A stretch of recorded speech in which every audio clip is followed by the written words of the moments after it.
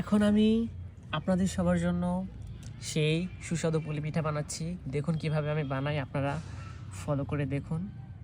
এখন আমি মাঝখানে একটু স্পেস করে নিব, একটু আটাটা বেশি নরম হয়ে গেছে, দেখছেন? এইভাবে স্পেস করে নিতে হয়।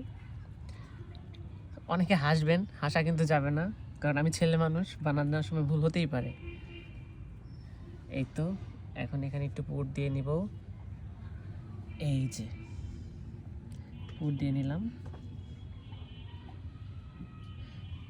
এখন এটা আমি ভালো করে আটা দিয়ে এখন আমি এটা বন্ধ করে দিব।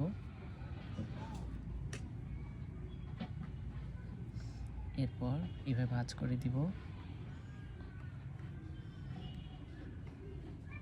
কেমন লাগতেছে গাইস, সবাই অবশ্যই বলবেন। আমি এর আগে কখনোই বানাইনি, this is the first time. কেমন লাগতেছে?